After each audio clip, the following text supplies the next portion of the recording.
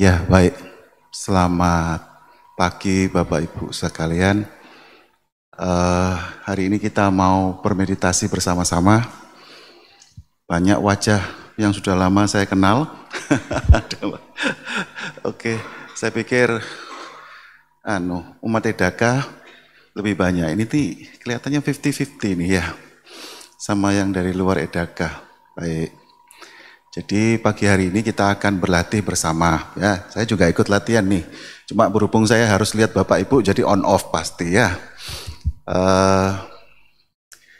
Hanya saja nanti pada waktu kita berlatih itu kemarin saya sudah titip pesan sama panitia. Saya tidak apa istilah bahasa yang lebih halus ya. Lebih baik gitu aja ya. ODM ini kalau yogi-yogi lama ya. Karena kalau yogi baru biasanya ikut ODM dia pasti gelisah ya. Karena itu saya harap nanti Bapak Ibu dengan speed dan periode waktu yang nanti kita lakukan bersama bisa mengikuti dan hasilnya nanti bisa Ibu rasakan. Apalagi ruangannya cukup kondusif, ber-AC, lalu ini tidak silau kan yang belakang, jadi saya yang silau ya ini ya. Nah, itu yang bagus memang ya. Oke, baik. Sebelum saya mulai, apakah ada hal lain yang perlu dilakukan oleh peserta? Atau lanjut? Langsung? Siapa namanya? Guan ya? Guan gimana? Ada ritual tertentu? Biasanya namakara apa? Enggak? Tidak perlu. Oh oke, baik. Ya sudah tadi kan sudah mungkin yang ikut tradisi sudah namakara sendiri ya. Jadi saya langsung saja. Baik. Jadi nanti saya akan mulai dengan meditasi duduk ya. Nah, di sini yang meditasi latihan hariannya menggunakan samatha bhavana angkat tangan. Samatha bhavana itu artinya entah pemfokusan pada nafas atau pemfokusan pada cinta kasih atau kasina, warna atau yang lain-lain. Bapak pakai warna atau pakai nafas. Nafas tapi samatha. Tuh, enggak tahu bedanya samatha sama vipassana. Tahu? Samatha berarti Bapak fokus kuat di objeknya.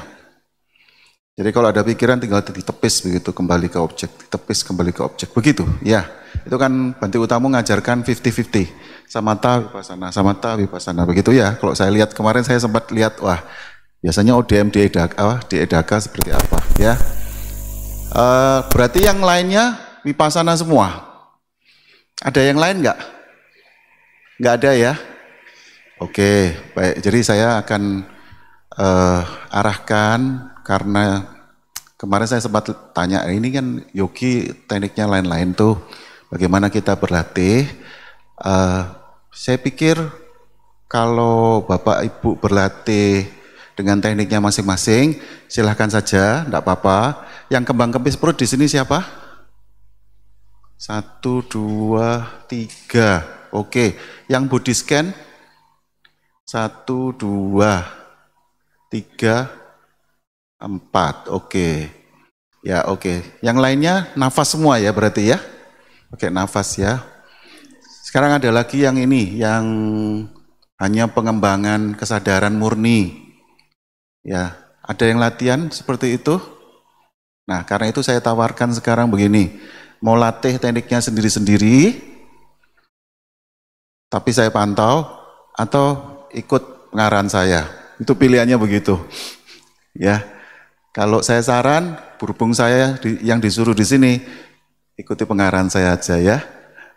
Ya, jadi lepas dulu tekniknya yang lama, nanti ikut pengarahan teknik yang ini. Siapa tahu agak lebih cocok. Ya, enggak lebih bagus, agak lebih cocok. Ada beberapa orang tuh cocok dengan teknik yang saya pakai ini. Baik ya. Nah, kita mulai ya Bapak Ibu ya. Nanti kalau kedengaran suara tung itu jangan kaget ya. Itu timer saya. Jadi timer saya kalau bunyi tung itu berarti 10 menit. Ya, 10 menit. Ya, ya dipersiapkan postur duduknya yang nyaman. Tegakkan badan tapi rileks ya, jangan tegang. Tangan bebas ya, tangan bebas. Pokoknya jangan gantung, jangan gantung. Ya, baik.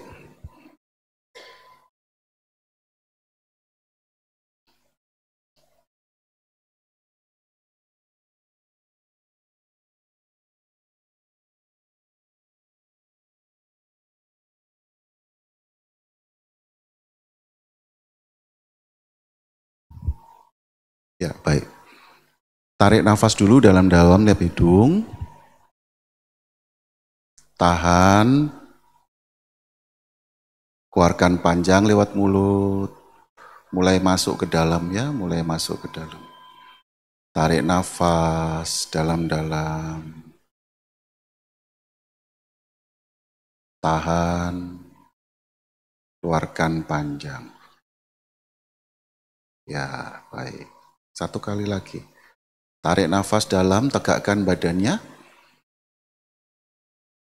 Tahan. Keluarkan panjang.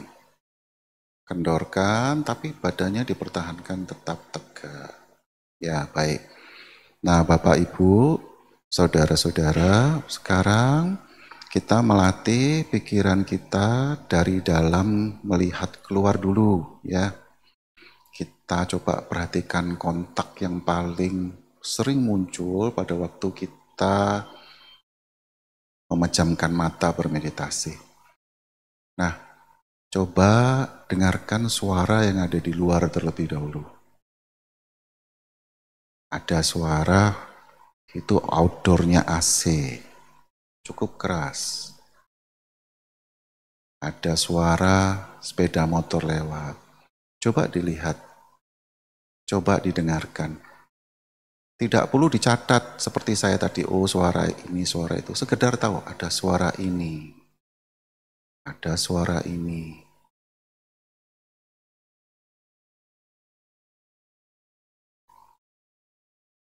Sampai yang paling lembut yang mungkin muncul. Jadi nanti Bapak Ibu akan mengetahui ada berapa banyak suara di sekitar kita.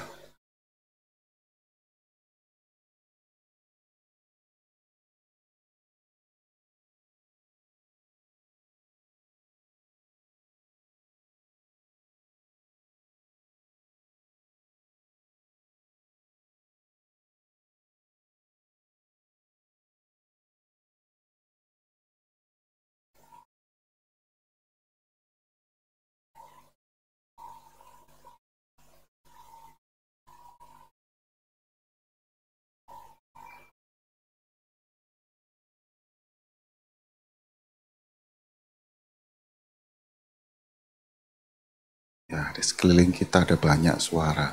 Coba dikenali satu-satu. Tanpa dicatat. Ada suara ini. Ada suara ini. Terus sampai yang paling halus.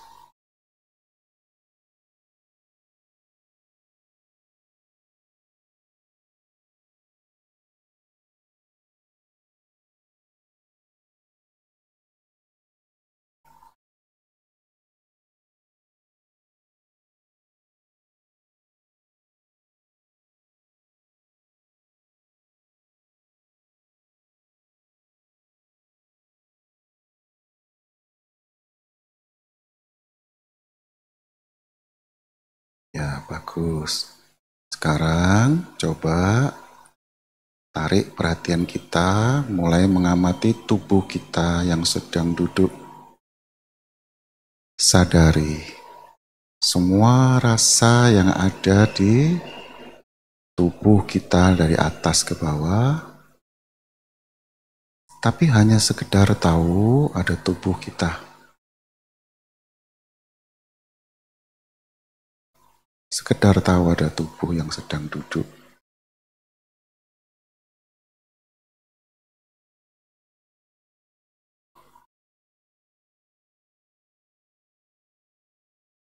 Tidak lama kita akan mulai mengetahui ada nafas di situ.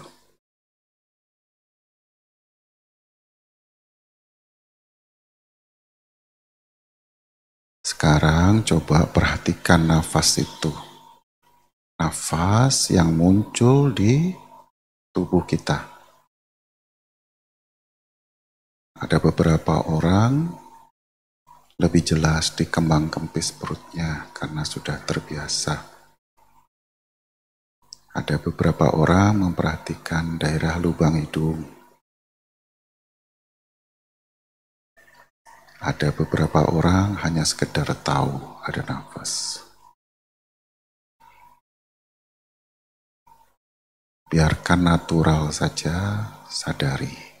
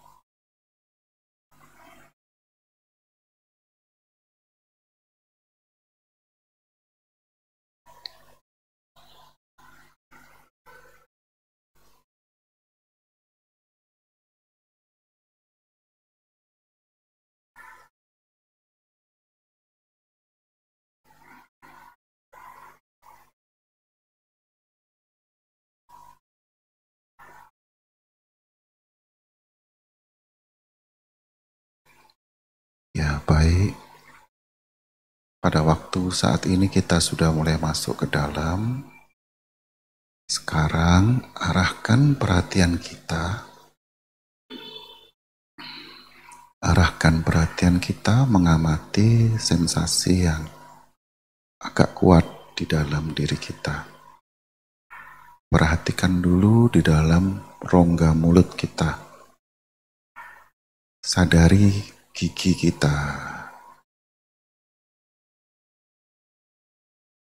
Ada rasa di sana. Mulai dari sana dulu, paling mudah. Ada rongga mulut, langit-langit. Dalam pipi kiri. Dalam pipi kanan.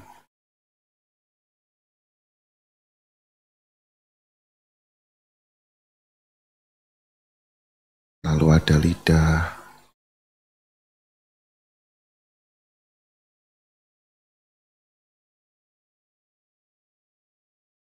Ada bibir di sebelah dalam.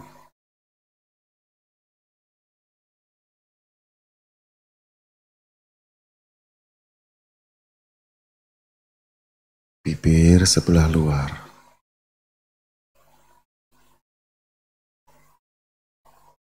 Naik sekarang ke hidung.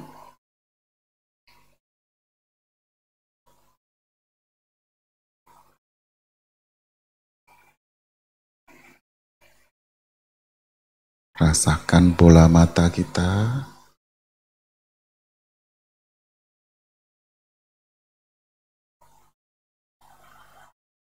Dahi dan pelipis kita.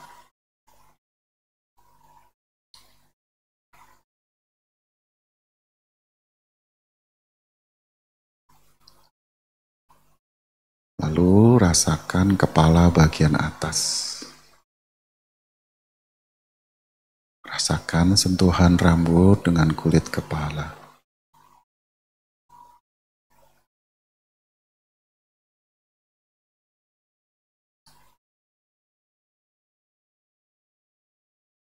Turun ke belakang, kepala bagian belakang.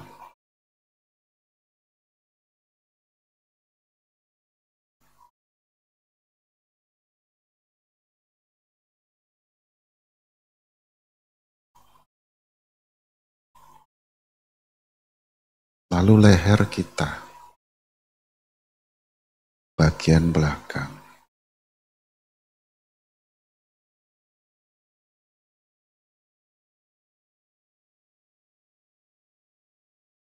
leher bagian depan,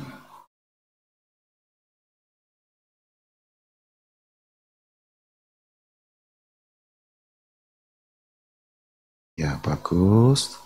Sekarang coba rasakan pundak kanan.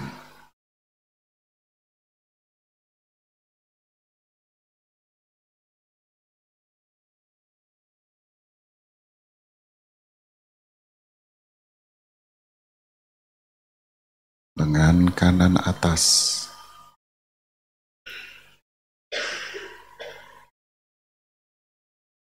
Antara pundak dan siku ya. Rasakan sensasinya.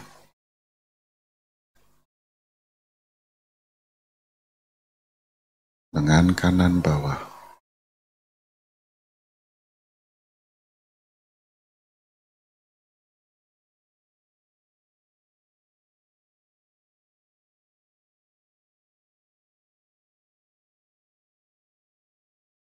Jari-jari tangan. Mulailah dari ibu jari.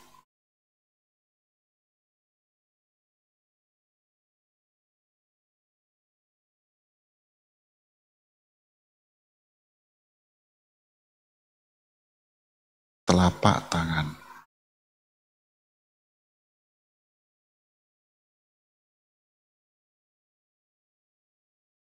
Punggung tangan.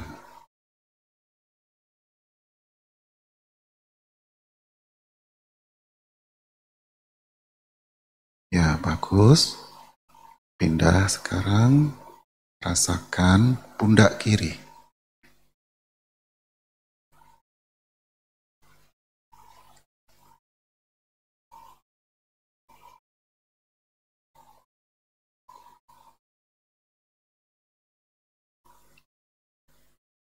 Lengan kan kiri yang atas. Perhatikan semua ya, baik luar maupun dalamnya. Mulailah merasakan di daerah yang mudah dirasakan. Misalnya sebelah dalam lebih mudah, mulai dalam. Lalu menuju keluar.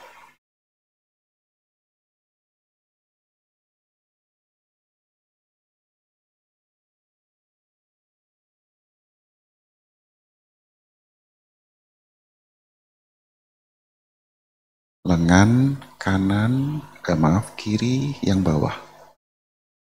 Sama, rasakan yang paling mudah.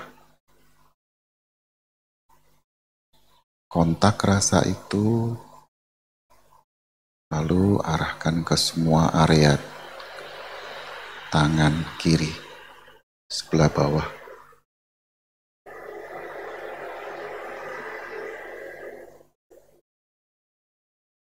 Sekarang jari-jari dirasakan. Mulai dari ibu jari dulu.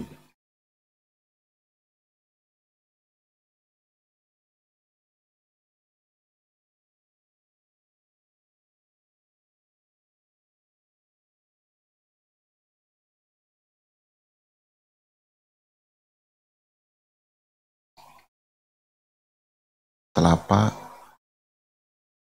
tangan kiri.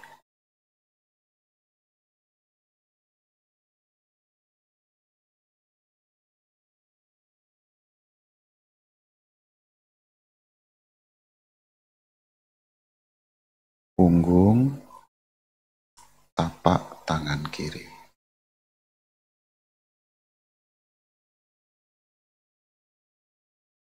Ya, bagus. Sekarang rasakan dada kita. Rasakan dada kiri.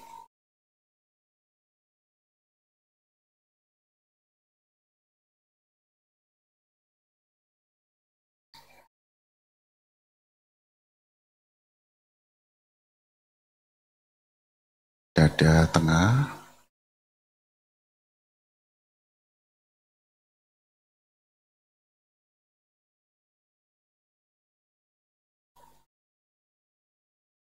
dada sebelah kanan. Rasakan sampai daerah rusuk dan di bawah ketiak ya.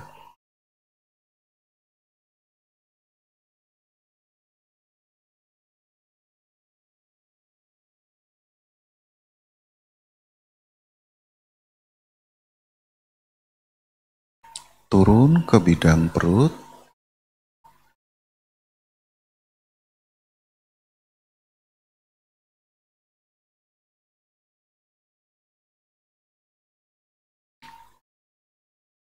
Ya, bagus. Sekarang rasakan punggung bagian belakang di bawah leher.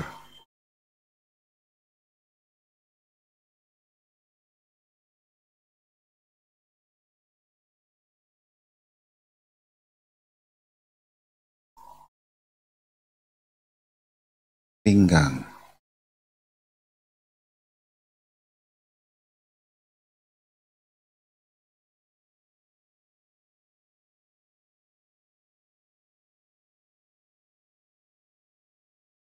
Pindah, rasakan pinggul.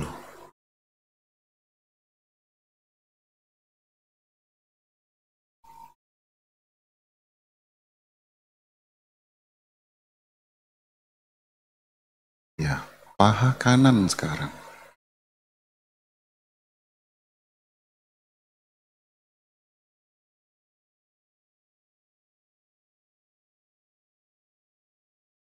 Kaki kanan bawah. Dari tulang kering dan betis ya.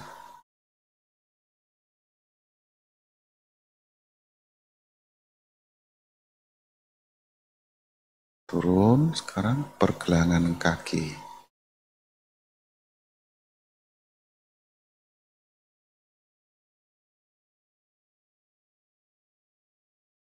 Telapak kaki.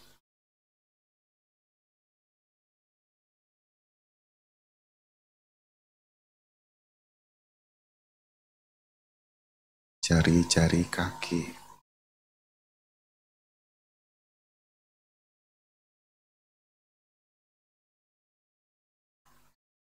Punggung telapak kaki.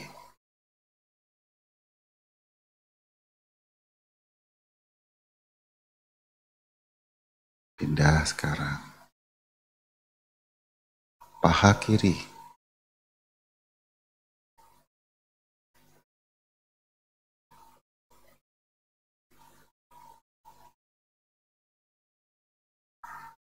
Kaki kiri bawah.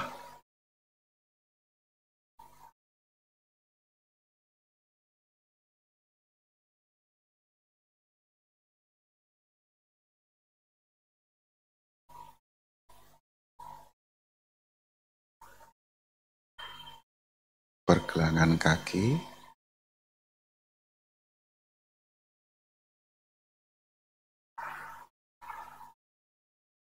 Telapak kaki.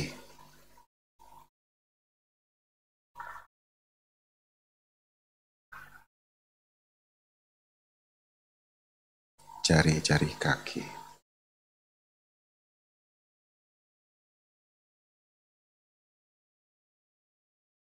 Punggung telapak kaki.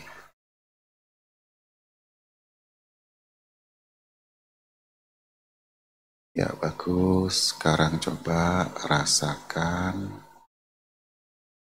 sentuhan kaki dengan tempat duduk kita.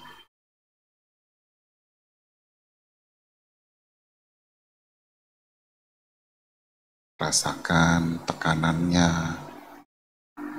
temperaturnya.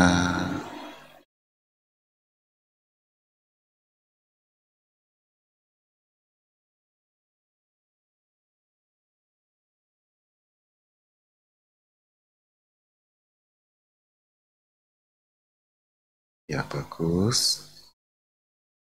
Sekarang kembali perhatikan tubuh kita yang sedang duduk.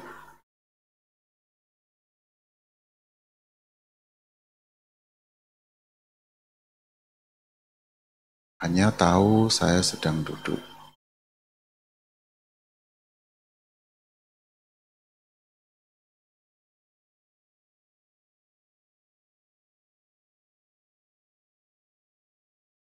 biarkan perhatian kita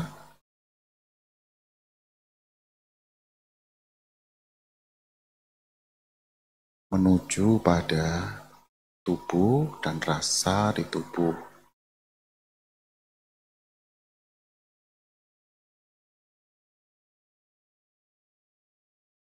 Kalau melamun, sadari ada pikiran. Kembalikan ke tubuh yang sedang duduk. Lalu sadari ada rasa di seluruh tubuh kita.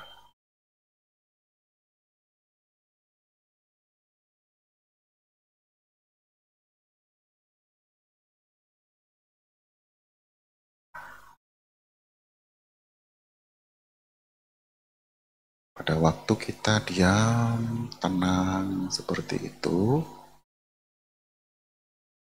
kita akan menyadari bahwa tubuh kita selalu bernafas.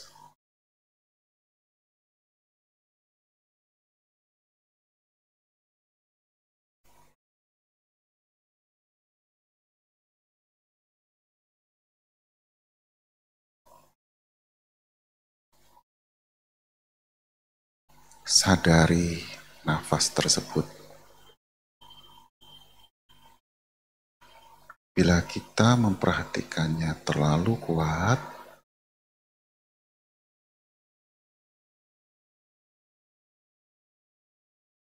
akan muncul ketegangan. Terlalu kendur, kita melamun atau ngantuk. Jadi, perhatikan dengan energi yang cukup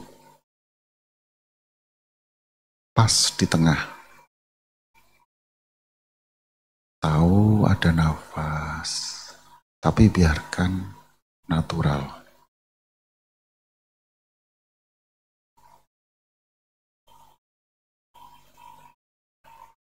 Nanti akan ada interupsi dari pikiran.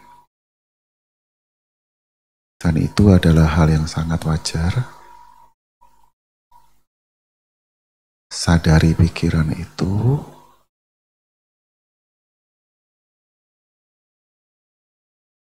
sampai dia reda. Setelah reda, kembali ke tubuh.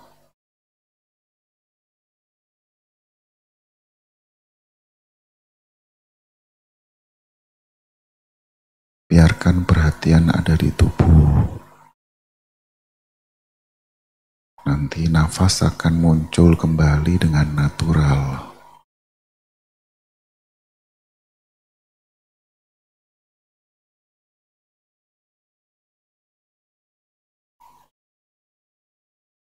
Lalu perhatikan kembali nafasnya.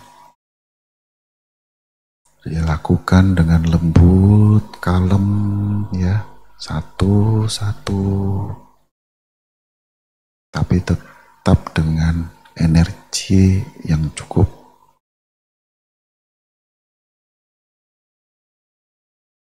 Dilanjutkan sendiri.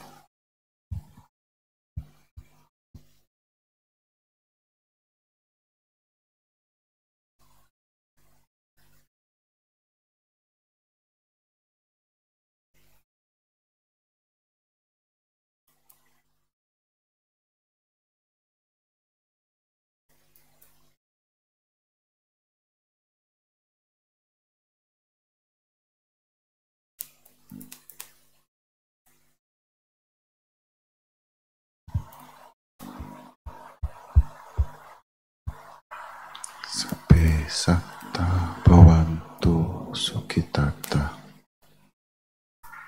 Meditasi duduk kita sudahi.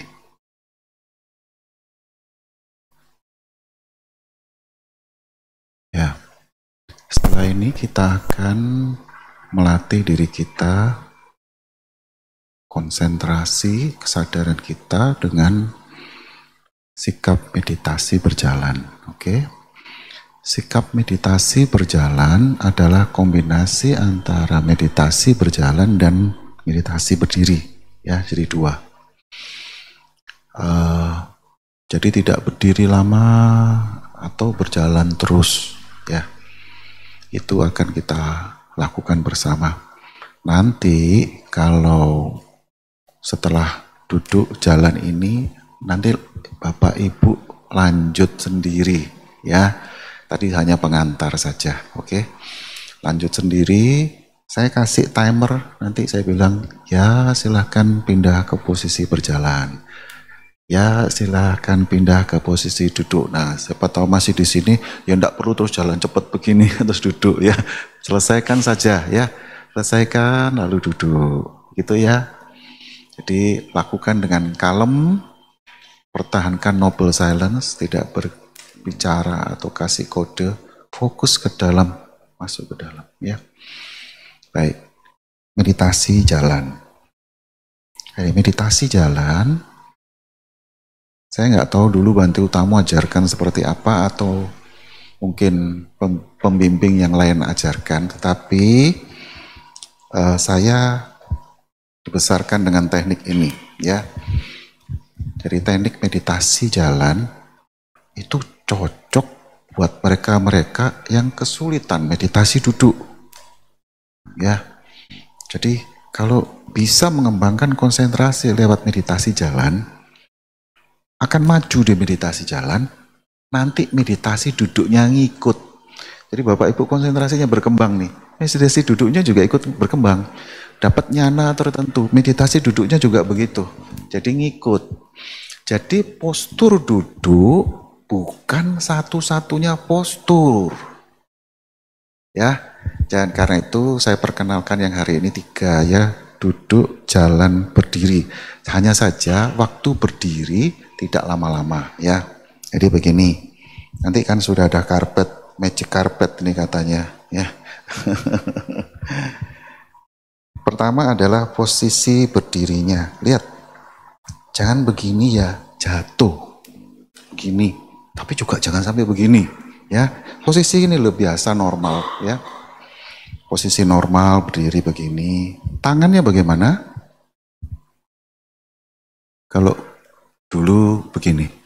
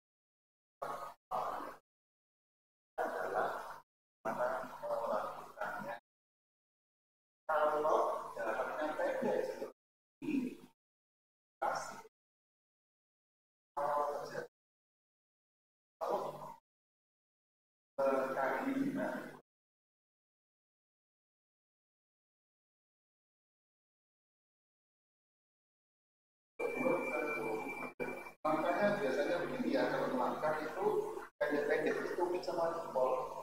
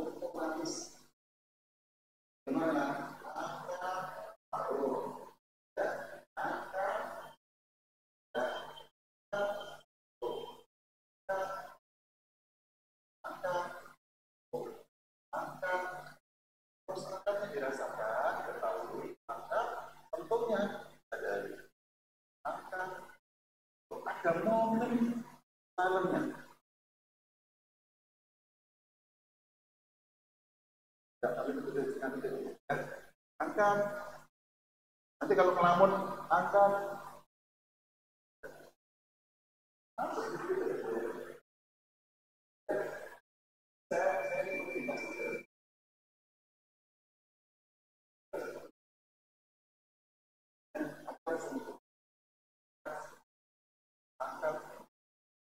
Angkat. Mau secepat apapun. Karena dua potongan itu dilakukan. Nanti ada saatnya dua potongan tidak cukup. Satu sudah pakai tambah lagi. Angkat, dorong, nyaman hidup angkat, dorong, angkat, dorong, angkat. Momen ini nanti akan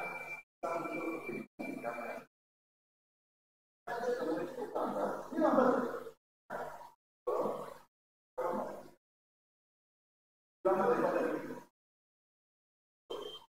Lebih cepat. Nah, ada beberapa orang coba jangan begini. Angkat, dorong. Ada beberapa orang ketika panjang, angkat, dorong, dorong.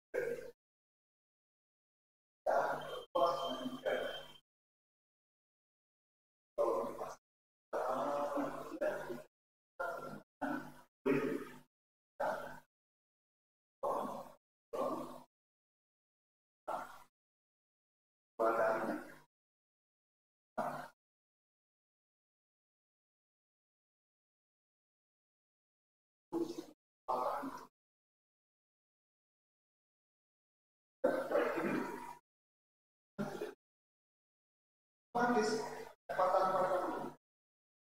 kayaknya belum tentu dia orang bilangnya.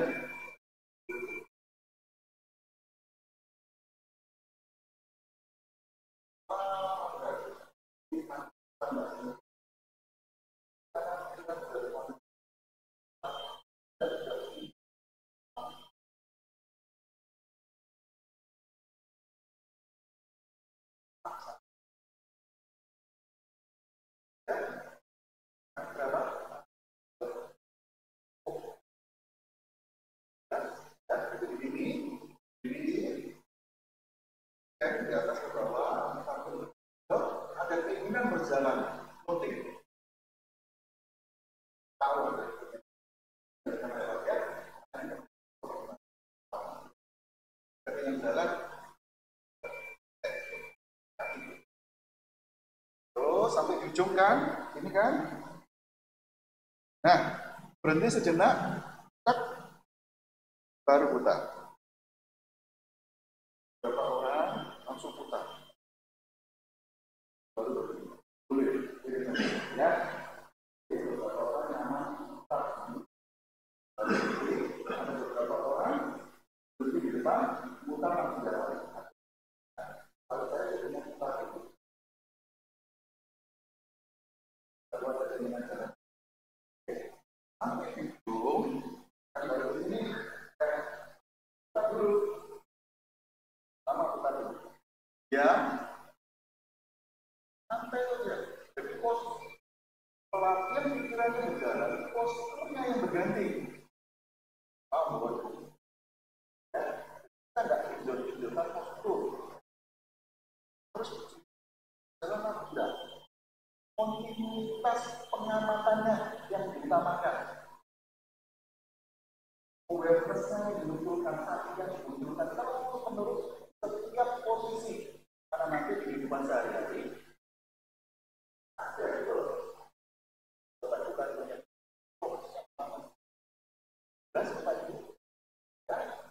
Ya, terus sampai tenang, cukup tenang, santai.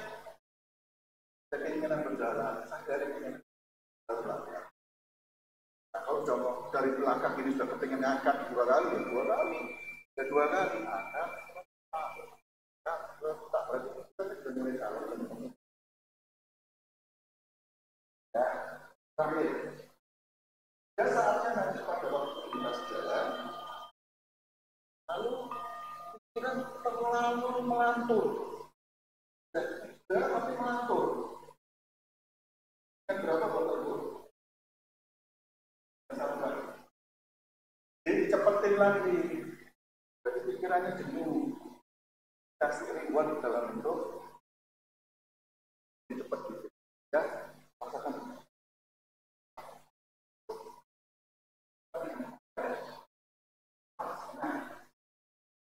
Effortnya yang besar. Ada saja. Dan masuk dan mantap.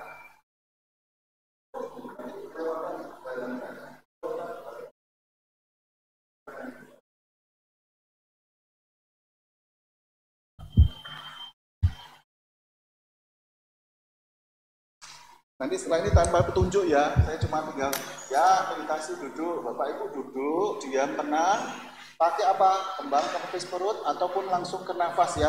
Mulai dulu dari body scan umum, seperti meditasi jalan. Sudah tenang, diam tenang, perhatikan tubuh, baru perhatikan nafas sampai selesai ya. Ya silakan dimulai.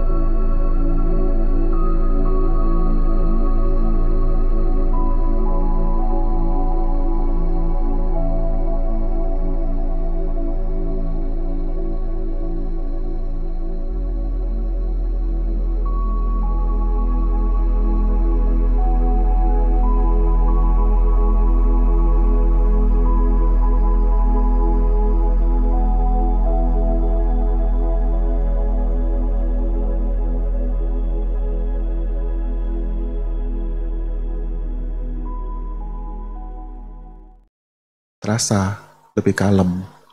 Ya, lebih kalem ya. Kalau berhasil lebih kalem. Ya, lebih rileks badannya. Ya, itu caranya begitu. Ada beberapa orang pakai senam. Saya lebih senang pakai begini. Langsung sel-selnya, karena pikiran kita positif tuh. Ya, sejuk, damai. Selnya ngikut langsung. Ya, rupanya ngikut, fisiknya ngikut. Baik. Jadi sekarang kita limpahkan dulu jasa-jasa kebajikan yang sudah kita lakukan bersama sebelum tanya jawab.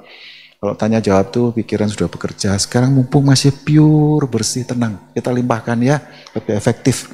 Ya Bapak Ibu cukup bersikap anjali.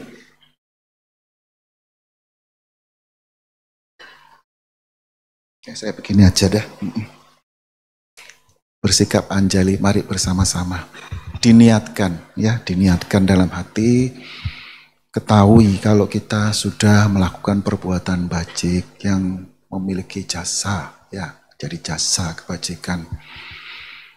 Mari bersama-sama kita limpahkan. Semoga jasa-jasa kebajikan, Bapak Ibu ucapkan dalam hati saja ya, yang telah kita lakukan bersama sampai siang hari ini.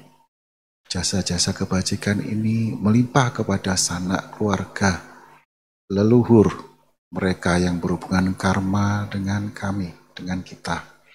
Semoga semuanya hidup damai, bahagia, sejahtera fisiknya. Semoga terlahir kembali di alam-alam yang lebih berbahagia.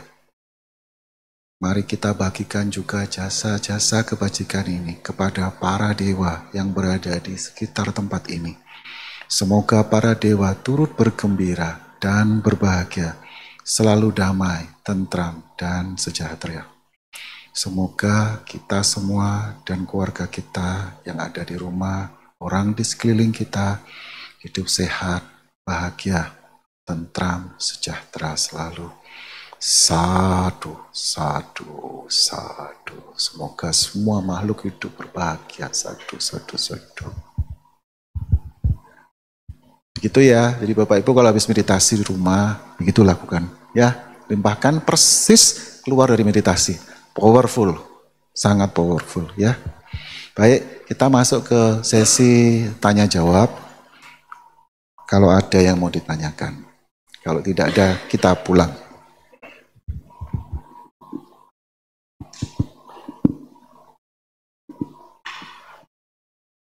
Baik, silakan. Ada yang ingin bertanya?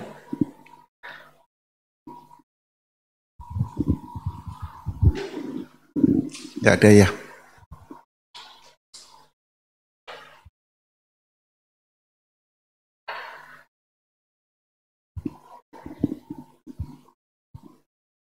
Oke. Kalau tidak ada, saya yang tanya. Daripada saya nanti loh, belum selesai kok Yuda ngajak pulang kan gitu.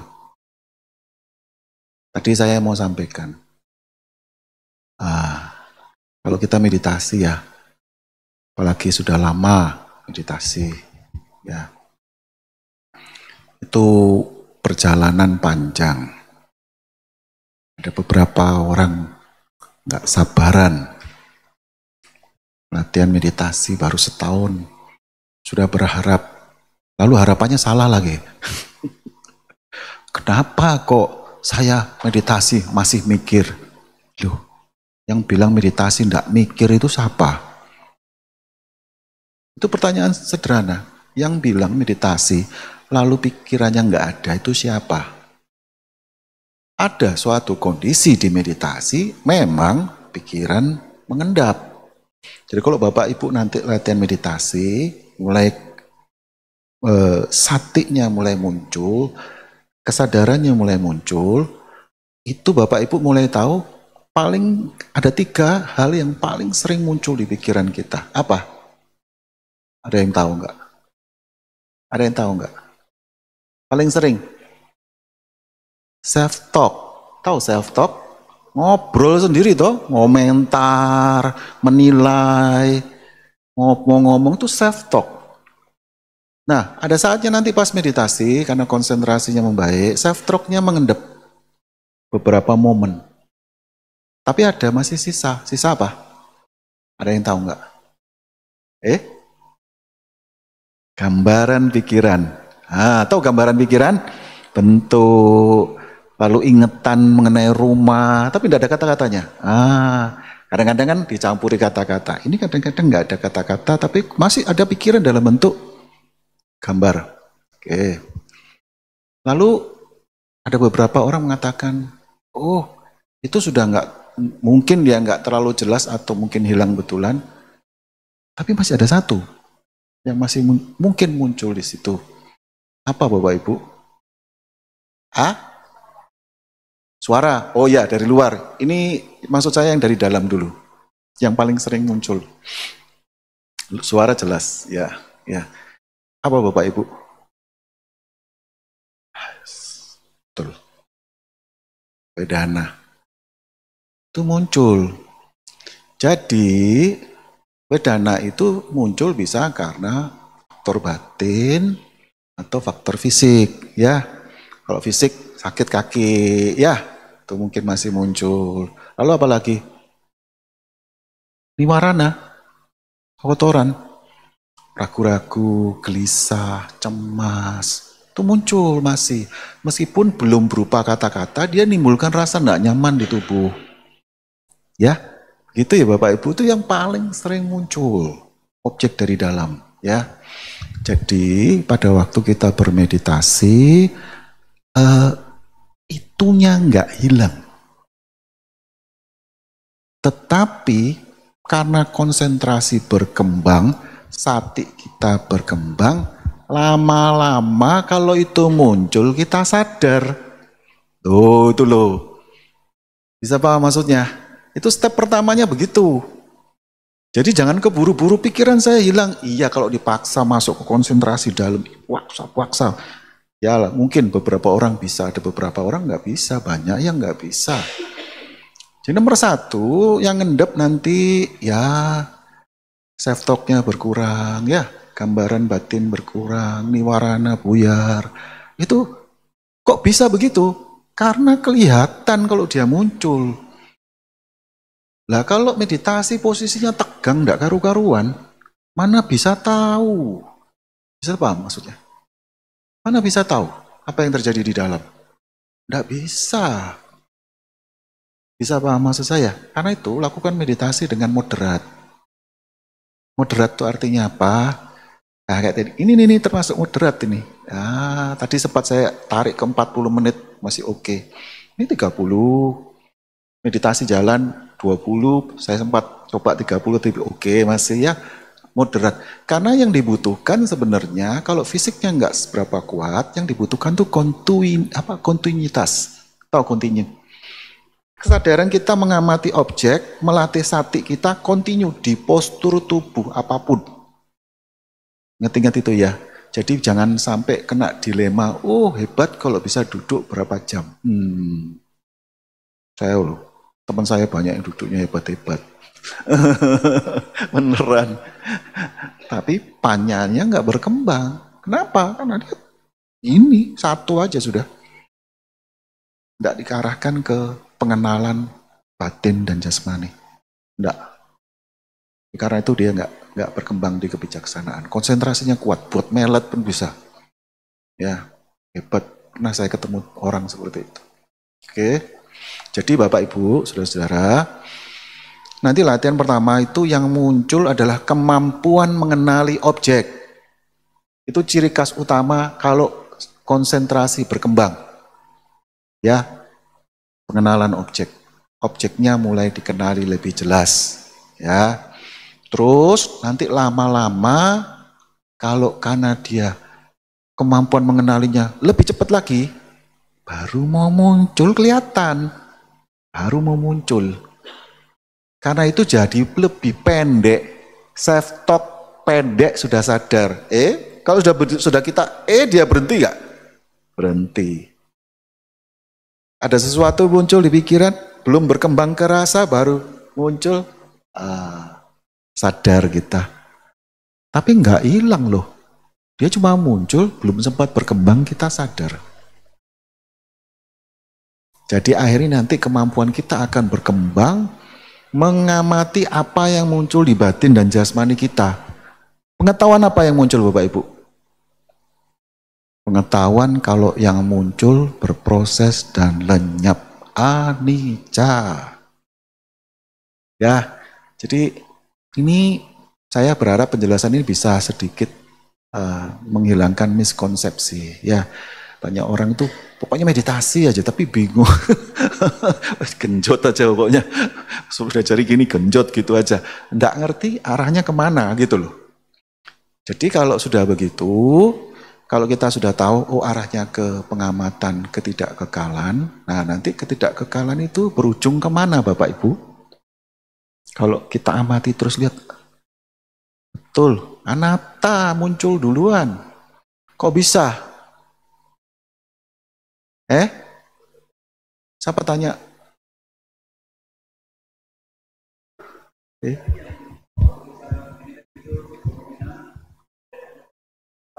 Ya.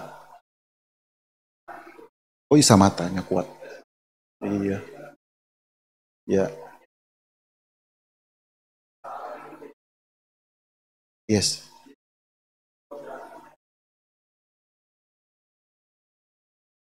Betul. Jadi saya tidak memisahkan samatha vipassana. Yang sudah latih, bukan latihan konsentrasi kah itu tadi? Loh, sorry saya tanya, itu latihan konsentrasi enggak? Iya. Tapi konsentrasinya itu, makanya tadi kan kalau jalannya pulang sampai gini, itu saudara nanti bisa dapat piti. Iya. Tapi suka pun bisa. Pelajaran apa yang didapat dari sana tapi? Pada waktu objek lainnya hilang semua. Nggak ada. Jelas ya. Saya kok ingat terus, guru saya itu jarang tanya sama guru saya kalau retret. Guru saya itu sampai datengin saya, dipanggil. Gini sampean. Masih ingat saya sampai sekarang, almarhum beliau. Kamu kalau ngamati objek, sekuat itu, waktu itu meditasi jalan. Wih, fokus sekali saya. Nggak goyang, hilang semua. Pokoknya jalan itu dah. Gini kan akhirnya. Oh, Bante, iya. Kamu merhatikan objek kayak gitu itu. Objek lain masa kelihatan? Saya waktu itu nggak ngerti. Kan wawasan terbatas ya. Maksudnya objek gak kelihatan tuh seperti apa? Nah setelah belajar lama akhirnya saya mengerti. Oh iya sih kalau difokuskan terus gini pikiran apa minggir. Gak kelihatan, muncul pun gak kelihatan. Kan terabaikan, betul ya? Sebenarnya ada, cuma terabaikan.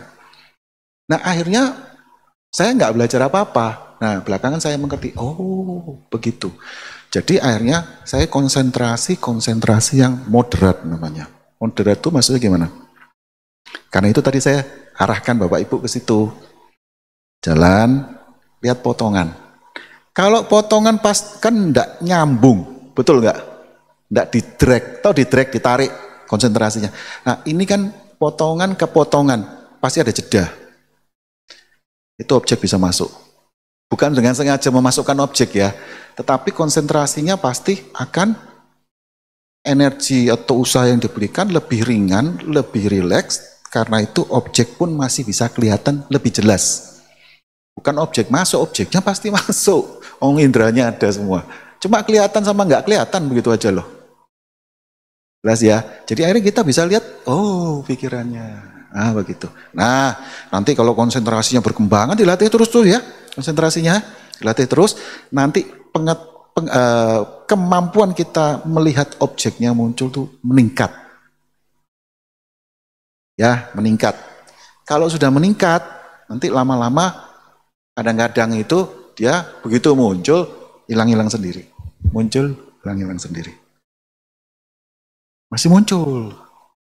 Ya. Jadi begitu ya Bapak Ibu, saudara-saudara. Itu arah latihan ke pencerahan.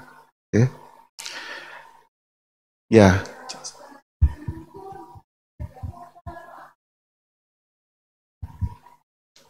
Selama tidak menarik perhatian, ya itu objek yang kita perhatikan itu adalah objek yang menarik perhatian kita. Yang kontak kuat orang bilang, ya. Karena kita melatih pikiran kita melihat apa yang kelihatan duluan yang jelas. Nanti lama-lama latihan itu membuat kita terampil, akhirnya jadi otomatis. Nanti tinggal merem gini kelihatan kakinya, tangannya, gitu, pindah-pindah begitu. Kelihatan objeknya, kontaknya itu. Itu tapi perlu konsentrasi dan latihan mengamati objek yang muncul. Ya, pertama-tama kabur, bingung. Yang mana ini gitu, memang iya. Ya memang iya. Karena itu sudah jalan seperti itu, begitu aja. Nanti lama-lama ke sana sendiri. Jangan khawatir, ya. Ya tapi ya perlu sabar, ya. Nah cuma ada satu yang tidak bisa kalau saudara tidur. Saudara tidur, saudara tidak belajar apa-apa. Ada beberapa orang meditasi masuk bawah enggak. Hilang. Itu saudara tidak belajar apa-apa. Saudara istirahat. Oke? Ngantuk terlalu sering. Gini-gini, tidak belajar apa-apa itu. Kalau ngantuk tetap tegak, lalu dia mati sampai dia berhasil buyar, itu niwarana. Habis. Jadi saudara nanti melakukannya dengan lebih terang. Ya, jadi meditasi nomor 1 yang kelihatan dari istilahnya orang menuju ke mind purification itu adalah niwarananya dikikis sampai mengendap. Jadi clear, pikiran tuh clear, lihat anicca itu. Oke, terus nanti kalau sudah aniccanya kelihatan terus, apa yang terjadi Bapak Ibu lanjutannya? Namanya penyucian pandangan. Mind bukan mind apa ya? Kalau penyucian pandangan itu apa ya? Wisdom. Ada bahasa Inggrisnya saya lupa. Jadi pertama itu saudara harus jaga sila dulu, ya, penyucian sila. Jadi makin bagus sila Bapak Ibu, makin bagus latihan meditasinya. Terus latihan terus ini dengan konsentrasi, ya.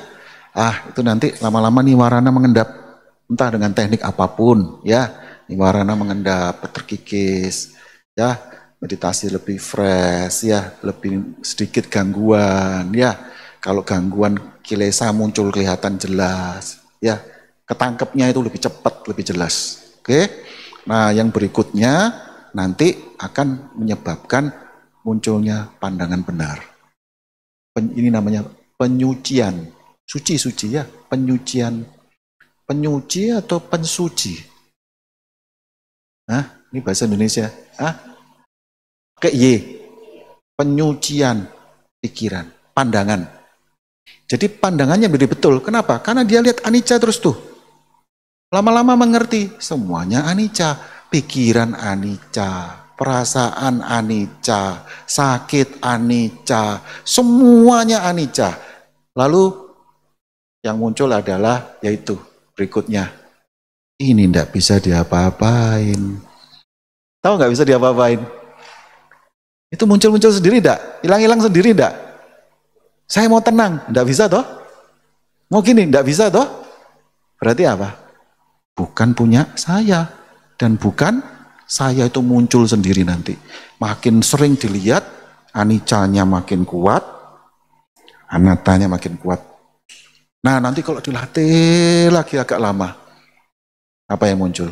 Duka. Duka kelihatan jelas. Kenapa? Ini tidak bisa dikontrol. Tidak memuaskan.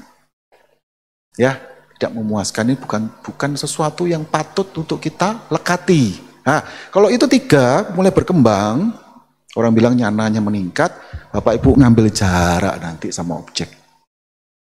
Yang muncul cuma diawasi aja. Kalau selama ini kan ditolak entah dipegangi, betul ya? Enak, nafasnya enak ya, meditasi tenang ya, pegangi langsung. Nggak enak, meditasiku gagal ini.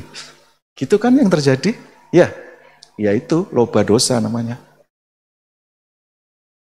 Nah nanti lama-lama ambil jarak, keseimbangan muncul. Nah itu jalannya sudah dekat, oke? Maka pala ada dekat, oke? Baik, saya pikir itu. Nah, kalau penjelasan seperti ini tidak menyebabkan pertanyaan, berarti penjelasan saya sudah cukup jelas. Ya silakan nama dulu. Nama. Namanya Yorin.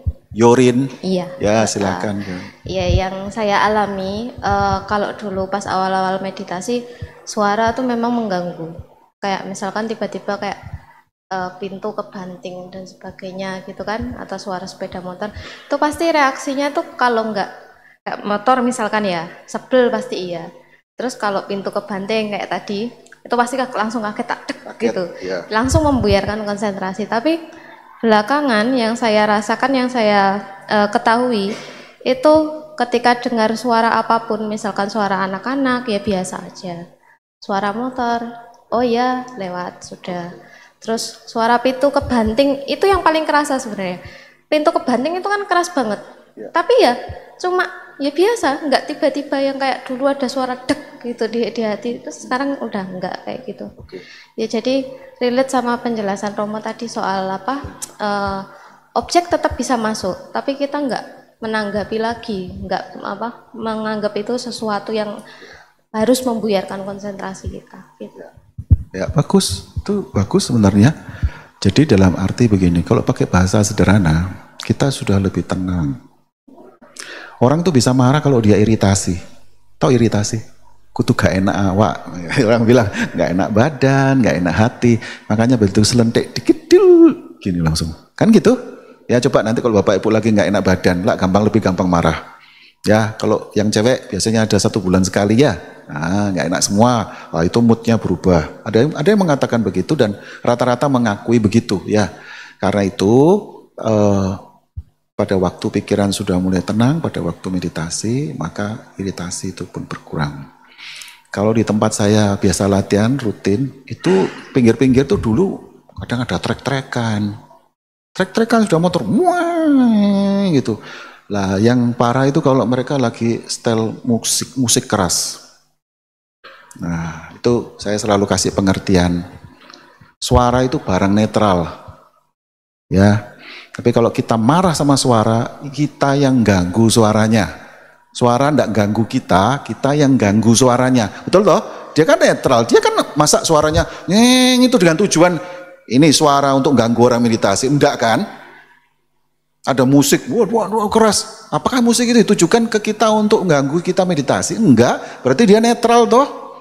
Tapi begitu kita dengar lalu kita marah sama suara itu kita yang ganggu suaranya. Nah, karena itu kalau pas beruisik itu, suara. Selesai. Kalau kadang itu kan tempat wisata, tempat itu. Orang tuh datang selfie di depannya cetia. Copret, ngatur gaya segala macam. Kan berisik ya. Itu kalau pikirannya enggak seimbang, bisa emosi. Ini orang kan begitu ya, pasti gitu kan ya kata-katanya. Lah itu kita latihan ya. Hasilnya bertahap, pelan-pelan. Jadi kita, saya selalu mengatakan begini. Orang tuh kalau latihan meditasi kan langsung dicap harus baik toh. Baik hati, dipukul, enggak marah, kan gitu toh. Diambil uangnya, enggak ditagih, gitu toh. Itu kan ilusi pandangan gitu itu. Betul enggak? Kan enggak betul itu. Sampai level Sotapanna masih bisa marah. Ya, masih bisa menikah. Ya tentu masih bisa jengkel ya kalau istrinya diganggu. Betul nggak? Kalau Sotapanna, misalnya kalau cowok Sotapannanya. Tapi bedanya apa? Bapak Ibu tahu nggak bedanya apa? Hilangnya lebih cepat. Ya, terus kemungkinan melanggar sila lebih kecil sekali. Hiri Otapa muncul. Tahu Hiri Otapa? Hiri itu malu melakukan perbuatan buruk. Otapa itu takut sama akibatnya. Ada Jam Buddha menggambarkan begini, mereka yang hiri otapanya sudah tumbuh, itu melihat kesalahan kecil itu seperti mendung besar di langit. Jadi jangan merasa, kan ada beberapa orang kan malah dihina atau gara-gara itu. Alah gitu aja kok dipikiri. Itu hiri otapa padahal sebenarnya. Itu penjaga, pelindung kita, supaya kita tidak melakukan kesalahan yang lebih besar. Hiri otapa, itu bagus. Ya, gitu. Sudah terjawab ya, kurang lebih? Ya, ada pertanyaan lain tidak? Kalau sudah yogi-yogi lama gini, habis pertanyaannya sudah.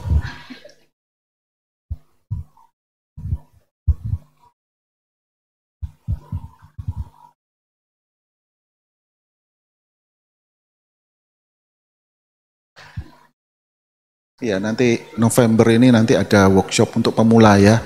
Saya minimal setahun sekali saya adakan, tujuannya supaya yang baru belajar, kalau digenjot begini kan KO.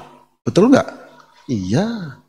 Karena itu saya selalu bikin untuk setahun sekali ya. Ya, lintas wihara. Nanti kalau sudah selesai, dapat bekal cukup materi dhamma sama teknik meditasi paling tidak bisa duduk 30-40 menit ya sudah. Mau aktif di wihara mana terserah, kan gitu toh. Ya, mau di tempat meditation center di mana enggak ada ikatan. Ya, tapi paling tidak terakomodasi kebutuhannya. Baik, pertanyaannya. Mau tanya. Ya maaf namanya dulu saya nggak hafal semua saya soalnya. Helen. Ibu Helen. Ya. Ya, Ibu Helen gimana, Bu? Mau tanya apa tujuan meditasi? Kalau menurut Ibu apa, Bu? Saya tahu tujuannya. Kalau menurut Ibu? Supaya pikirannya tenang. Pikirannya tenang. Itu yang banyak tertulis di formnya workshop. Apa tujuan saudara bermeditasi? Ingin mencari ketenangan. Oke, betul ya? Ya. Ada yang bisa bantu saya jawab? Hah? Mau mengembangkan batin? Mengikis ke pengotor batin, kekotoran batin dikikis. Ya. Melatih konsentrasi. Oke. Nah itu jawabannya semua. Tapi kalau ditanya tujuan akhir, nibbana. Ya, jadi Bapak Ibu mau latih teknik apapun juga tujuannya itu nibbana. Apa itu nibbana Bapak Ibu? Sudah tahu? Nibbana itu di mana tidak ada kondisi buat kita untuk menderita lagi. Ya, itu nibbana. Jadi kalau sekarang ini kita selalu menderita tanpa disadari. Nggak percaya? Saudara Guan matikan AC-nya. Sebentar aja Bapak Ibu menderita sudah. Ini sublimasi. Tahu sublimasi? Bahasa saya betul nggak ya? Nanti dikoreksi kalau. Pengalian, panas didinginin. Lapar diisi. Betulan, ini semua pengalian. Kalau Bapak Ibu mau lihat duka betulan, duka itu apa duka? Apa duka? Itu paling sering, paling umum. Sedih, ya. Ditinggal biasanya sedih ya. Jarang ya ditinggal seneng itu, kecuali ada kepentingan ya. Sedih, jengkel, kenapa? Harusnya kamu ini, kan gitu ya. Terus apa lagi? Sakit hati, dan jengkel tuh punya kakak namanya sakit hati dan dendam. Ya, kalau meledak namanya marah. Ya, kalau marah sudah muncul adiknya namanya cemas. Takut. Jadi kalau Bapak Ibu takut itu berarti orang yang marah cenderung takut. Ya, ada ketakutan maka dia marah. Kalau orang sudah tidak ada takutnya dia tidak bisa marah. Ya, jadi itu dua sisi mata uang. Terus apa lagi? Banyak. Pokoknya hal-hal yang menimbulkan penderitaan. Itu yang pertama. Secara fisik maupun batin menderita itu duka. Sakit gigi, duka. Kalau tadi kan batin aja yang disebutin ya. Kesandung, jatuh, benjut, benjut apa? Memar. Ya. Duka enggak? Duka. Mama saya kemarin habis jatuh, patah tulangnya sini. Operasi pen 3. Oh, menderita. Sakit toh? Cekot-cekot, akhirnya dioperasi. Dioperasi juga sakit, bekas jahitannya, pennya. Terus habis operasi masih sakit. Duka enggak? Iya duka. Hidup ini diliputi duka. Ya, jadi selama kita masih punya tubuh gini, ini kayak tempayan gampang pecah toh. Mesti dijaga hati-hati. Ya.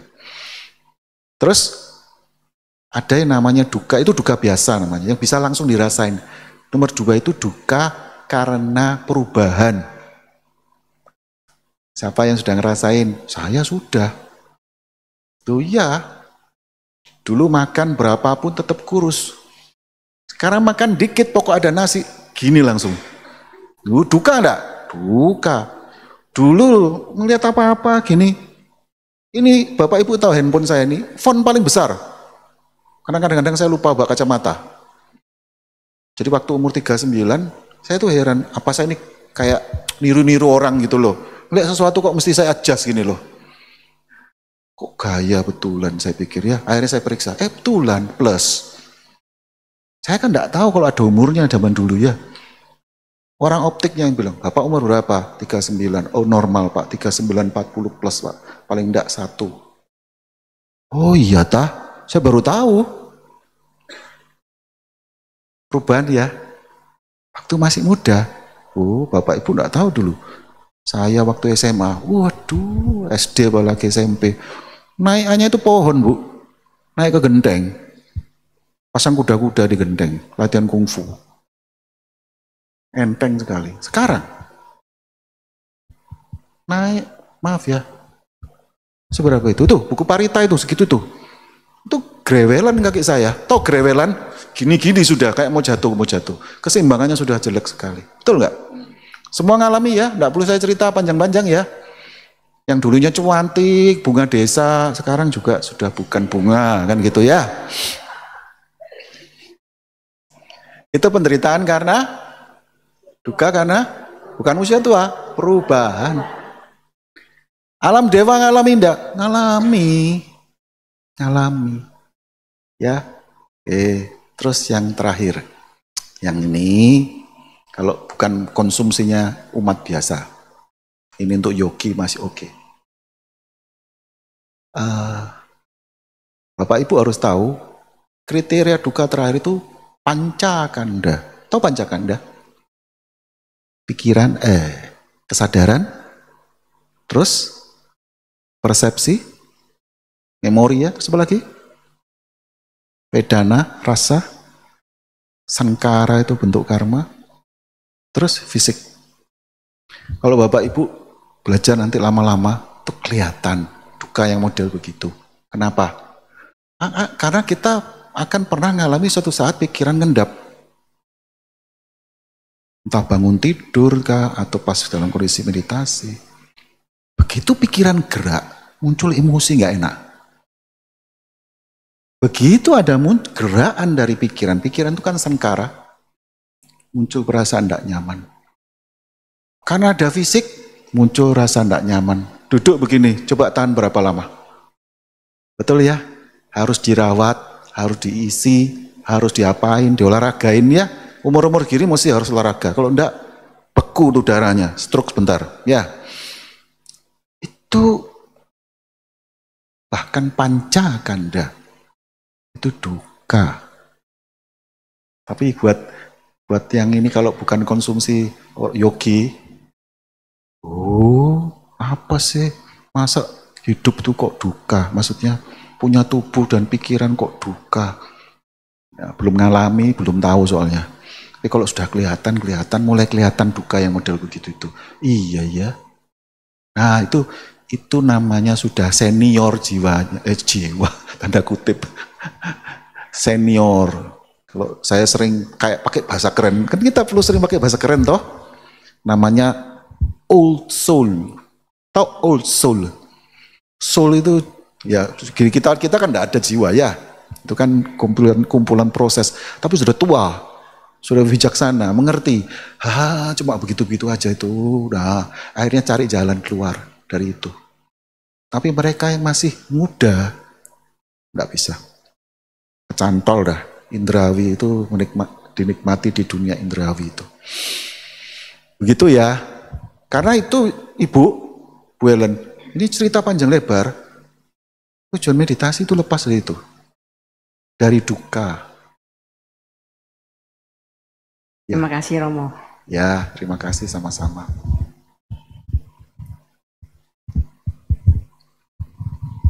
Kalau ada lagi.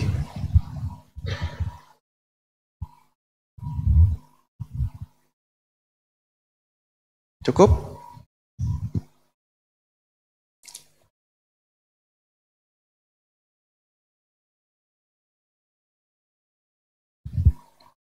Nanti ingatkan saya nih, saya sering cerita, saya mau cerita lagi nanti soal tanha ya. Jadi biar Bu Ellen juga lebih jelas ya. Terima kasih Romo, saya Ana. Siapa Bu? Ana saya. Ibu Ana, ya maaf, gimana? Kita tahu bahwa semua itu anicca dan kita tidak mau samsara. Jadi kita menghindari sankara.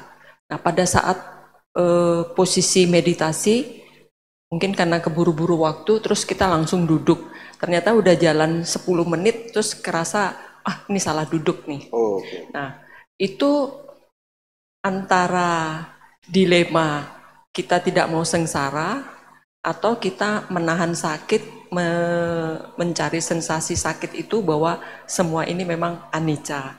Terima kasih Romo. Oke, baik. Jadi memang kan seringnya begitu ya, tahu salah posisi pas sudah meditasinya masuk, oh miring badannya. Kalau saya biasanya saya terusin, kalau saya. Karena saya ganti, berarti kalau saya ganti postur, saya ngulang dari depan. Meskipun kalau udah biasa ya, ngulang nggak lama sih, tapi tetap ngulang kan. Nah, kalau saya biasanya selama nggak fatal saya terusin. Tapi kalau betul-betul fatal, ya dirubah lah. Kalau perlu ganti bantal. Gitu ya.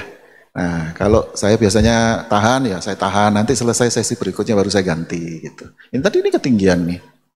Tangan saya gantung gitu. Kalau ketinggian bantalnya tangan gantung ini. Pundaknya sakit.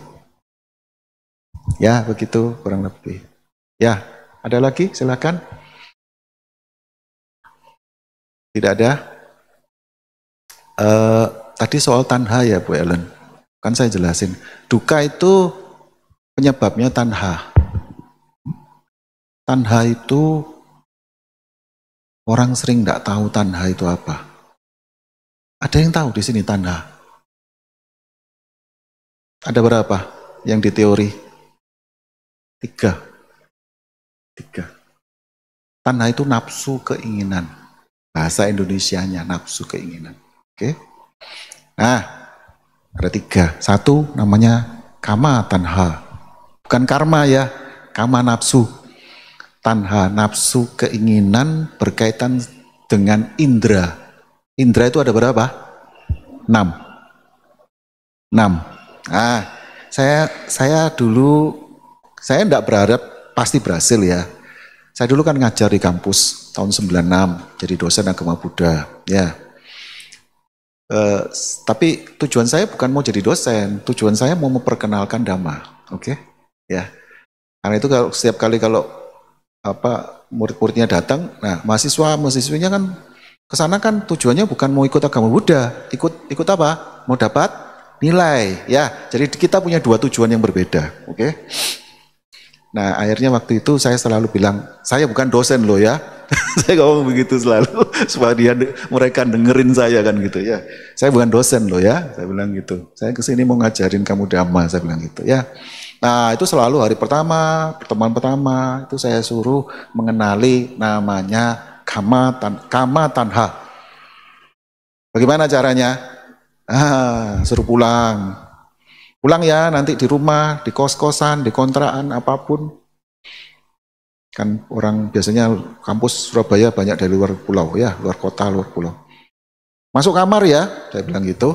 Pintunya tutup, duduk di atas kasur. Tapi nggak boleh meditasi. Berapa lama? 10 menit saja. Nggak boleh buka kulkas, nggak boleh nyalain kipas angin atau AC, nggak boleh setel TV, nggak boleh buka handphone. Kalau belakangan kan sudah mulai ada handphone, kayak 96 kan jarang ada yang pegang handphone ya. Saya suruh mereka. Kenapa Bapak Ibu? Supaya kelihatan tanha itu. Jadi begitu duduk, apa yang terjadi? Cacing kepanasan. Kok bisa cacing kepanasan? Karena indera kita ini kepanasan sebenarnya terbakar. Ada sutanya itu. Landasan indera mata kita terbakar oleh nafsu. Kok tahu dari mana? Ya itu tadi, coba suruh duduk diam. Bingung aja. Kok nanti kalau ada orang nyetel, tetangga kamarnya nyetel musik, langsung nyantol. Karena itu hiburan buat telinganya dia yang terbakar ini. Nanti bentar kan gini-gini, kepengen merebah karena sentuhan. Ini ada nafsunya ini sentuhan. Pengen yang halus-halus, yang dingin-dingin, yang sejuk-sejuk, yang cocok. Terus apa lagi? Biasanya tuh kalau pulang dari kos, buka kulkas kan? Iya, buka kulkas. Nyalain kipas angin, nyalain AC. Semua itu adalah pengalian. Pelampiasan dari nafsu. Kalau itu ndak ada, baru kelihatan. Karena itu saya suruh duduk, nggak ngapa-ngapain. Minggu depan cerita apa yang kamu rasakan. Ya, saya tidak perlu tanya mereka dan tidak pernah saya tanya karena saya sudah tahu pasti. Mereka belum tentu jalankan. Kedua, kalau jalankan juga nggak serius. Tapi kan saya tahu jawabannya apa. Betul nggak? Bisa bayangkan nggak? Kama, tanha. Kita tuh setiap saat tuh begitu. Itu loh namanya duka. Karena itu orang berjuang mati-matian untuk memenuhi kebutuhan-kebutuhan indranya. Karena ada tanha. Lah bayangin kalau nggak ada tanha. Nggak kebakar. Apa yang terjadi? Duduk diam, tenang, damai, bahagia. Bisa paham nggak maksudnya? Kegambar nggak? Kalau dorongan-dorongan, stimulasi ingin mendapatkan rangsangan tuh hilang sama sekali.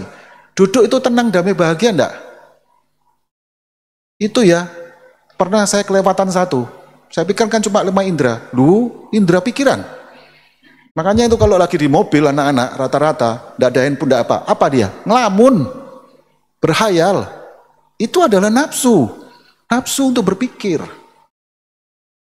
Stimulasinya dapat dari sana. Karena itu kebahagiaan umat awam, umat yang sekarang nih kita manusia, itu adalah lewat pemuasan dengan menstimulasi indria-indria kita. Betul tidak? Saya selalu tes. Siapa suka pedas? Angkat tangan. Level berapa? Nah, level 6 misalnya. Coba makan, enggak pakai sambal. Lah, ya mana enak. Kenapa? Karena terbiasa terbakar. Stimulasinya keras. Begitu nggak ada sambal, menderita dia. Ya, itu loh, duka. Karena apa? Punya tanha. Kalau tanhanya nggak ada Bapak Ibu, apa yang terjadi? Peace, damai. Ya, tidak ada apa-apa. Ya, tidak ada penderitaan. Karena tanha yang kedua dan ketiga disebut bhawa tanha dan wibawa tanha. Apa bhawa tanha? Nafsu keinginan untuk menjadi. Apa sih maksudnya menjadi? Ya ada penjelasan kalau di teori di buku-buku itu menjelaskan kepingin lahir di alam ini. Sebenarnya kalau dalam praktek meditasi bisa kelihatan apa? Keinginan untuk eksis menjadi sesuai yang dia inginkan. Eksistensi namanya. Karena itu orang kalau bilang, kamu jangan jadi apa-apa ya, menderita dia. Makanya dari anak-anak dari kecil kan selalu ditanya, cita-citanya jadi apa? Kan begitu. Ya, jadi kalau ada, nah kadang-kadang jadi gangguan juga di meditasi. Kepingin menjadi orang suci. Arya Pugala. Meditasi itu bisa muncul tanha. Apa? Dalam bentuk keinginan menjadi itu, akhirnya dia berusaha mati-matian. Lalu kalau muncul pikiran, marah dia. Dia jengkel. Karena itu salah satu halangan beberapa orang dalam hal meditasi, itu tidak sadar dia ingin menjadi sesuatu. Menjadi ini, menjadi itu, tanpa disadari. Mungkin beberapa teman saya ada, ini perlu dibicarakan enggak rasanya ya. Mungkin kepingin dikenal, ya terkenal dan sebagainya. Mungkin ya. Kepingin terkenal tuh lah, kepingin menjadi sesuatu toh. Ya. Makanya kalau enggak terkenal bisa iri enggak sama temannya. Itu kasusnya anak-anak di sekolah kan begitu itu. Bully-bulian gara yang satu terkenal yang enggak terkenal, bully yang terkenal kalau mampu, ya kan. Itu cuma gara-gara tanha itu. Nah, wibawa tanha itu kebalikannya. Jadi kalau saya jadi kepingin jadi orang baik nih, makanya saya melakukan sesuatu yang jelek, nyeselnya itu luar biasa.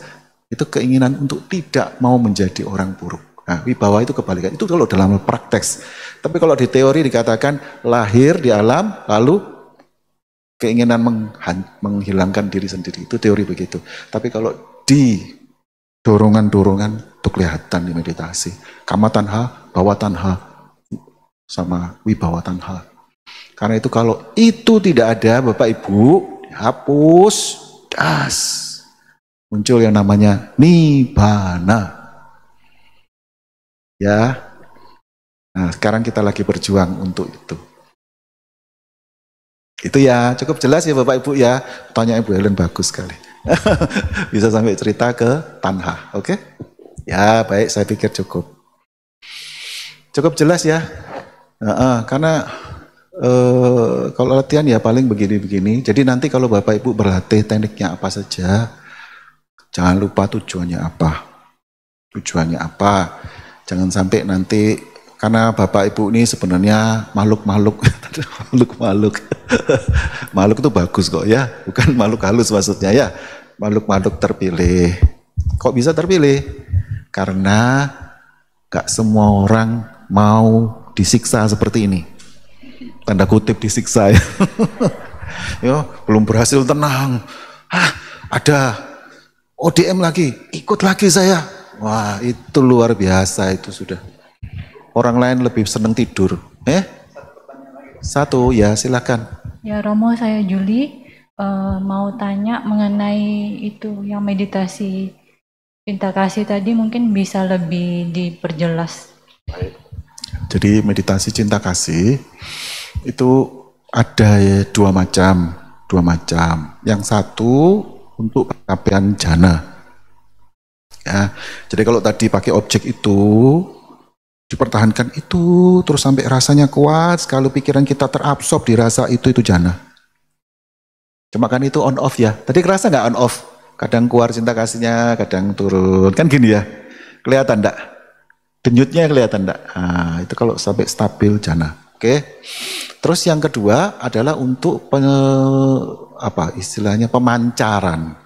Jadi kita menggunakan meskipun belum sampai di jana, pokoknya sudah ada, kita kembangkan untuk kita pancarkan. Itu sebenarnya juga untuk menunjang meta kita sendiri sekaligus istilah doa untuk semua makhluk. Ya. Apa itu pertanyaannya atau tekniknya yang ditanyakan? Tekniknya mungkin maksud saya mungkin awalnya itu kan mulai dari diri sendiri ya. Nah itu saya mau tahu caranya teknik yang mulai dari diri sendiri supaya maksudnya kita punya baru kita bisa sebarkan. Kalau mulai dari diri sendiri, ya, itu. Gampang, sama saja tekniknya. Kan enggak perlu bayangkan dirinya sendiri tersenyum toh. Kan buat apa kan gitu ya. Jadi cukup dengan afirmasi. Jadi kenapa kok saya pakai objek luar dulu? Beberapa orang itu blend. Dia itu kayak sama diri sendiri itu kayak asing gitu loh. Dia jauh lebih gampang sayang sama orang lain daripada sama dirinya sendiri. Karena itu saya kadang-kadang beberapa orang bilang, oh saya lebih senang ke diri sendiri. Oh bagus, harusnya begitu dulu. Nah karena itu boleh merasakan diri sendiri dulu. Makanya saya selalu nyarankan ikut body scan dulu. Itu basic sekali ya. Harus tahu rasa di tubuh itu jelas ya. Lalu setelah itu kita melakukan afirmasi. Afirmasi itu tidak boleh cuman ucapan. Nah, ya ini saya ulang ya. Orang itu sering semoga semua makhluk berbahagia. Itu cuma omongan. Tapi kalau ada niat baik di sini, semoga semua makhluk berbahagia. Dia betul-betul kepengen makhluk itu berbahagia. Itu meta. Ada rasa di sini. Niatnya itu loh. Nah, karena itu afirmasi ini harus dibarengi dengan perasaan. Perasaan cinta kasih untuk diri sendiri. Ya, jadi boleh mengingat masa-masa bahagia diri sendiri. Pencapaian, hasil positif. Atau sekedar kalau memang tidak perlu itu, sekedar dengan afirmasi semoga saya sehat, semoga saya bahagia. Mungkin pernah merasakan sakit ya. Iya ya, saya kepingin saya sehat gitu. Ya itu kan cinta kasih untuk diri sendiri. Hanya dengan kata-kata sederhana itu. Ya, semoga saya sehat bahagia, semoga semua urusan lancar, mendoakan diri sendiri itu loh. Nah, nanti lama-lama setelah afirmasi itu rasakan sayang ke diri sendiri. Perasaan sayang. Bisa bayangkan rasa sayang enggak? Bisa kan? Bisa merasakan rasa sayang nggak? Nah, itu yang penting. Nah, rasa sayang kalau udah muncul, dipertahankan. Ya, dipertahankan. Terus mulai memudar, ulang lagi afirmasinya. Rasanya dimunculkan. Nah, beberapa orang sulit karena itu pakai happy moment. Happy moment ya. Lagi jalan-jalan kemana, lagi belanja apa, happy ya. Kasih kado happy, happy moment ya. Oh, happy lalu semoga saya bahagia, masuk langsung. Ya, itu dipertahankan. Jadi konsentrasinya dengan mempertahankan itu dalam durasi waktu tertentu. Begitu ya. Nah, tujuannya nanti dua. Satu bisa untuk jana, satu bisa untuk pemancaran biasa. Ya. Oke. Ya, silakan. Romo, jadi yang tadi kita kalau dari diri kita sendiri dulu, Ya. itu akhirnya bisa masuk ke jana, Romo, atau masih harus ada pengembangannya lagi? Biasanya sih harus langsung ke nomor 2 dulu, supaya lebih kuat. Nomor 2 maksudnya di... Yang bayangkan orang-orang yang kita sayangi, ya itu lebih gampang. Berarti Ya. kalau kita bisa kuat untuk cinta kasih ke yang kita pancarkan gitu, di situ baru bisa masuk jana, Romo. Saya tidak bisa mengatakan pasti ya. Ya, maksudnya... Tiap orang lain-lain ya. maksudnya Kemarin itu ya, dari saya ajari untuk pemancaran, itu masuk jana loh. Saya sampai heran, kok bisa ya pemancaran dia masuk jana. Jadi dari dia dan alam semesta. Tapi konsentrasinya dia kuat. Ya, jadi maksudnya konsentrasinya kuat. Tapi dia masuknya pancarkan. lewat nimita, jadi keluar bulan di mukanya dia ini. Keluar nimita waktu meta. Keluar nimita. Terus dia perhatiin lalu bahagia dia. Terima kasih, Romo. Ya macam-macam. Saya tidak bisa ngomong pasti satu, tapi yang standar itu tadi. Berarti kalau sementara untuk pribadi kayaknya agak susah gitu, Romo. Tidak apa-apa, bisa. Harus bisa. Oh, bisa juga dari Bisa. pribadi. Saya cari shortcut. Karena untuk pemancaran aja, bukan untuk ke jana. Terima kasih, Romo. Ya, jadi ke diri sendiri, baru ke orang kedua. Kalau sulit, orang kedua. Karena itu kan, kita kan langsung seperti kebiasaan kita hari-hari itu, kayak biasanya.